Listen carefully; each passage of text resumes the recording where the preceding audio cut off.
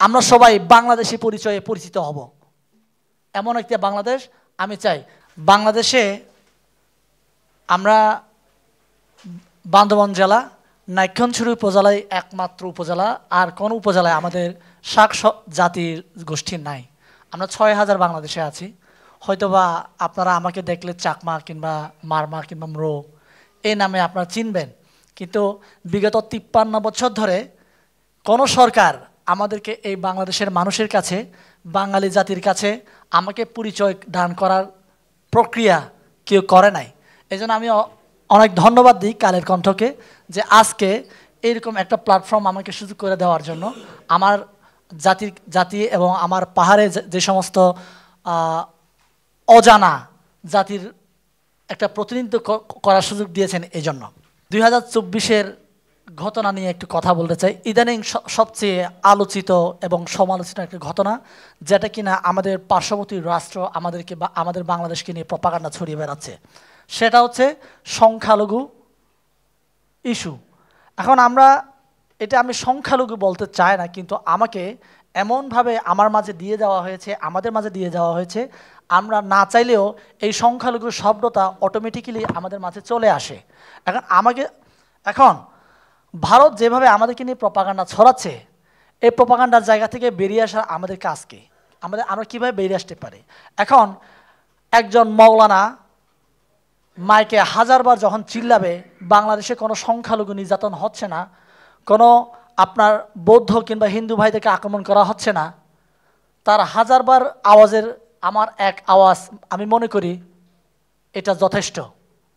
এখন এই 2024-এ যে সরকার আছে, এখন ভারত যেভাবে করে আমাদেরকে ব্যবহার করে প্রপাগান্ডা ছড়াচ্ছে, এই প্রপাগান্ডাকে যদি আমরা রুখে দিতে চাই, তাহলে আমি মনে করি আপনারা যারা মিডিয়া আছে, মিডিয়া কর্মী আছে এবং বাংলাদেশ গভর্নমেন্ট যারা আছে, এরা এই সংখ্যালঘুদের মানে এই যে ছোট ছোট জাতিসত্তা যারা আছে, এদেরকে ডেকে এদের মুখ থেকেই আসলে স্বীকারোক্তি নিতে হবে যে আপনি আসলে বাংলাদেশে কেমন আছেন। এটা যদি আমরা বলাতে পারি, তাহলে অটোমেটিক্যালি আন্তর্জাতিকভাবে আমাদের বাংলাদেশের একটা ইমেজ যে সংকট তৈরি করার চেষ্টা করছে, এখান থেকে আমরা উত্তরণ হতে পারবো। এখন আমরা কেমন বাংলাদেশ চাই?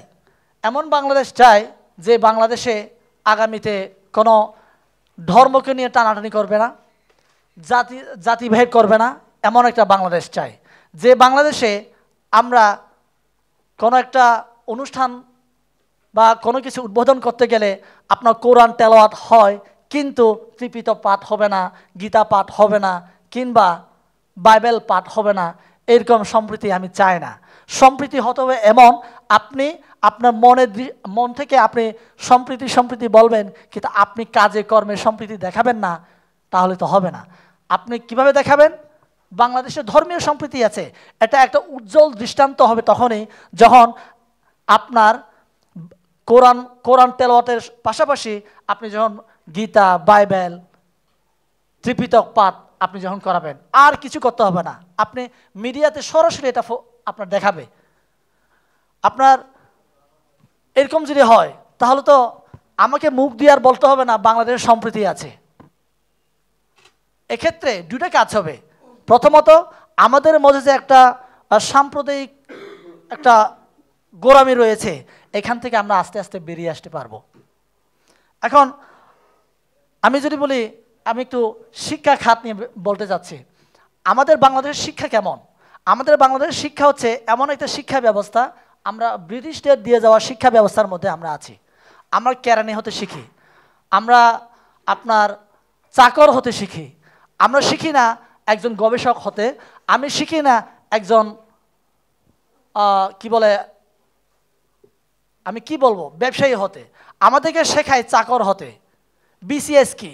বিসিএস আমরা সবাই বিসিএস বললেই আমরা খুশি হই, বিসিএস বিসিএস বিসিএস। কিন্তু বিসিএসটা কি আসলে? এই বিসিএস তো একটা মানে চাকর হওয়ার জন্য শিক্ষা দেয় আমাদেরকে। তা আমরা কি কখনো এটা নিয়ে বলেছি? আমরা বলি নাই। আমি মনে করি যে আমার বাংলাদেশেও আসলে শিক্ষা ব্যবস্থাকে রিফর্ম করা উচিত, যাতে করে আমরা চাকর হতে শিখবো না, আমরা মালিক হতে শিখব। মালিক হতে শেখাবে আমাকে। এরপরে আমি যদি বলি আমাদের বাংলাদেশের চিকিৎসা খাত, আমাদের বাংলাদেশের চিকিৎসা খাত কিছু সিন্ডিকেটের মাঝে এটা আবদ্ধ রয়ে গেছে। কিভাবে? আমি যদি দেখি 2023 সালে যে আপনার কসমেটিক্স এবং ওষুধ আইন যেটা করা হয়েছে, এই ওষুধ আইনের মাধ্যমে আমাদের বাংলাদেশ থেকে যে সমস্ত ছোট ছোট উদ্যোক্তা এই আপনার চিকিৎসা খাতে আসতো, এরা আসতে পারছে না। এই আইনটাকে আমি মনে করি আসলে রিফর্ম করা উচিত। এভাবে যদি আমরা ছোট ছোট জায়গায় আমরা যদি রিফর্ম করি, আর আমি আরেকটা কথা বলি যে আমাদের বাংলাদেশ এই 2024-এর আন্দোলন কেন হয়েছিল? এটা 2018 সালে কোটা সংস্কার শুরু হয়েছিল, এই 2024-এ আমরা এটা শেষ করেছি। আমাদের এটা মূল টার্গেট কী ছিল? আমরা বেকার ছিলাম, বাংলাদেশে 25 লক্ষ শিক্ষিত বেকার ছিল, এরা কর্মসংস্থান চেয়েছে। এই কর্মসংস্থানকে আমরা নিশ্চিত করতে পেরেছি? আমরা পারি নাই। আমরা যদি বলি আমার পার্শ্ববর্তী দেশ মায়ানমারের কথা বললে আমরা ছোট চোখে দেখি।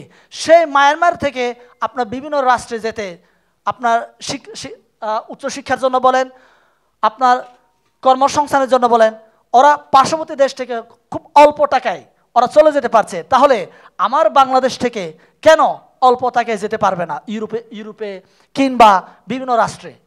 আমরা এগুলো নিয়ে আমরা আমাদেরকে কথা বলতে হবে, আমাদেরকে আওয়াজ তুলতে হবে। এখন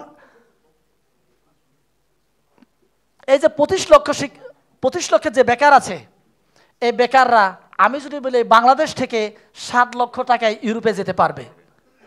আগামীকাল আজকে একটা কালের কণ্ঠের সার্কুলার দেন, আগামীকাল লক্ষ লক্ষ ছেলে কালের কণ্ঠের সামনে এসে দাঁড়াবে ফাইল নিয়ে। কারণ বাংলাদেশ থেকে ইউরোপে যেতে 14 থেকে 15 লাখ টাকা লাগে ইলিগেলি, তাও লিগেলি না। তাহলে লিগেলিও যদি আমি বাংলাদেশ থেকে 7 লাখ টাকায় যেতে পারি, তাহলে আমার মনে হয় বাংলাদেশের কোনো শিক্ষিত বেকার থাকবে না। এক্ষেত্রে আমাদের বাংলাদেশে যেমন হ্যাঁ খাদ্যের উপর চাপ বাড়ছে, ঠিক তেমনি আমাদের রেমিটেন্স আসবে। আমি সব শেষে আমি একটু কথা বলতে চাই আমার পাহাড় নিয়ে। আপনারা সকলে জানেন যে আমার পাহাড়ে অশান্তি চলছে, অস্থিতিশীল চলছে। অস্থিতিশীল হওয়ার পিছনে আমি একমাত্র দায় আমি আমার পার্শ্ববর্তী রাষ্ট্র ভারতকে দায়ী করব। এরা আমাদের মাঝে দূরত্ব তৈরি করে আমাদের যে বিশ্বাস এবং আস্থার জায়গা আছে, এই আস্থার জায়গায় ভেঙে দিয়ে আমাদেরকে ব্যবহার করছে এবং আমাদের বাংলাদেশকে অস্থিতিশীল করার চেষ্টা করছে। এখন আমাদের করণীয় কি? এখন আমি প্রথমে বলেছিলাম, আমি আমার জাতির পরিচয় দিয়েছিলাম এই কারণে যে আপনারা পাহাড় মানেই আপনারা চাকমাকে চিনেন, পাহাড় মানেই আপনারা মারমাকে চিনেন, পাহাড় মানেই আপনারা ত্রিপুরাকে চিনেন। কিন্তু আপনারা কখনো চিন্তা করেছেন যে এরা শিক্ষায় এগিয়ে গিয়েছে? এই চাকমা, মারমা, ত্রিপুরার বাইরেও কিন্তু আরও অনেক জাতিসত্তা রয়েছে। এদের কথা শোনা উচিত, এদেরকে এগিয়ে নিয়ে আসা উচিত। আমরা না কেউ করেনি। এই যে 2024-এর সংবিধানের কথা আমি যদি বলি, আমি আসলে অনেক লম্বা কথা বলছি, যেহেতু অনেক দিন পর আমি কথা বলার সুযোগ পেয়েছি, এই জন্য এই সুযোগটাকে আমি হাতছাড়া করতে চাচ্ছি না, এই জন্য একটু সময় নিচ্ছি।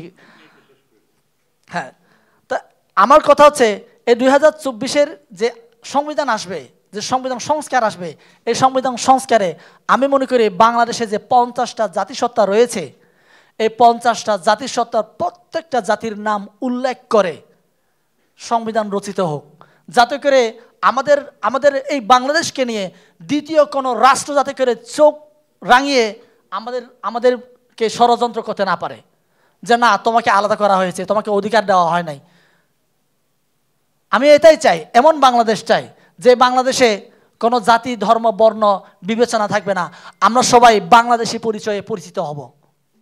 এমন একটা বাংলাদেশ আমি চাই, যে বাংলাদেশে আমাদের কোনো ভেদাভেদ থাকবে না, যে বাংলাদেশের আমাদের কোনো বৈষম্য থাকবে না।